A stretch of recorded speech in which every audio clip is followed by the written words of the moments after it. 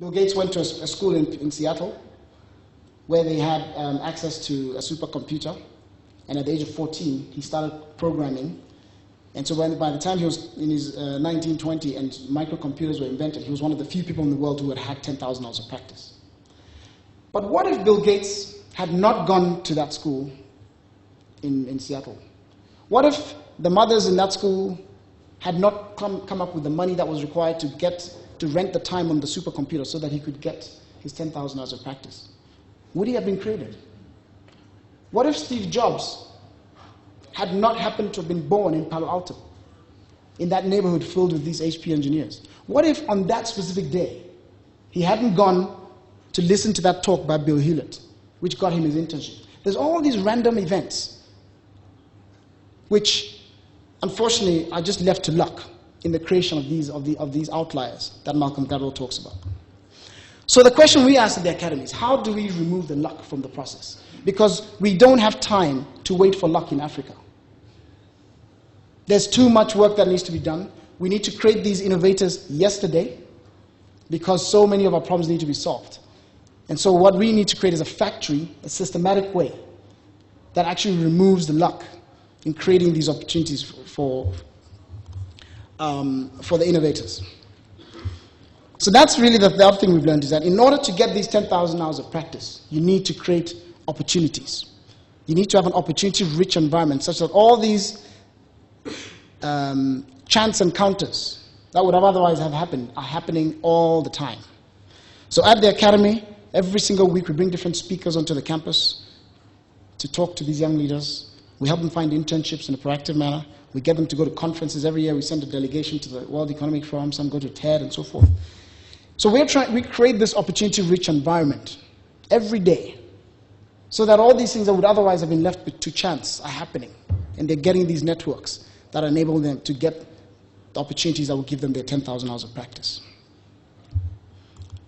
So this really is the formula that we believe if we bring these three things together, we can accelerate the rate in which we create innovators for Africa and really create thousands of African Steve Jobses and Bill Gates. Start young, give someone an opportunity to get their 10,000 hours of practice. And these are the three things that we bring together at the Academy. I really believe in this so much because when I look at my own evolution as a leader, this has been the story. These are the three things that have come together that have allowed me to become a leader and to create some innovation in Africa. When I was 18 years old, my family was living in Botswana at the time. I'm originally from Ghana, though. And my dad had just passed away. My mother had a reputation in the town as being a really good teacher. So the parents in the town approached her and said, can she start a primary school? And she said, look, I can't start a school for you because my husband has just passed away. I've got 4 kids to send to university. I don't know where I'll get the funds from. But what she said she would do, she started a small study group. So she started a study group with 5 children in a small church building. But she had a full-time job as a teacher because she had to make money to look after us. So she had 1 teacher, and it grew slowly. By the time I had finished my high school, I had a year to wait before I went to university. So she put me in charge of this school as the headmaster when I was 18. And we had 35 students. It was a tiny place, not even maybe this big. I taught some classes, I managed the other teachers, I dealt with the parents. It was a very small project.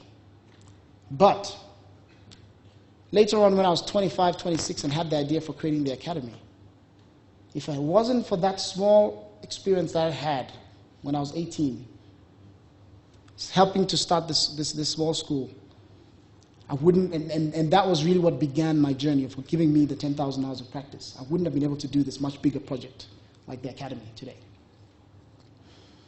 And so, really, when I think about, all the different opportunities that I've had, and I've been able to launch 4 different ventures, a biotechnology company when I was 24. Today we employ 45 employees in Cape Town. And then the African Leadership Academy, where we have about 100 employees and 500 young leaders in development. And then we have the African Leadership Network today, and another company that I started. All of these have been a combination of these three things. Me starting young, getting opportunities to practice through different chance encounters, whether it was a scholarship that I got to a university or an introduction that I had through people that I've met over the course of my life. And so in summary, what I want to say is that there's nothing special about the water in Silicon Valley. I went to business school there. I drank it every day. It tastes just like the water here in Africa. There's nothing that creates all these innovators out of magic in Silicon Valley. That means Yahoo comes out of there, and Google, and Sun Microsystems, and so forth. What they do have there is they bring these three things together in a systematic way. With all these young people coming out of Stanford and all these, and Berkeley and so forth, and someone will take a 17-year-old kid with an idea seriously.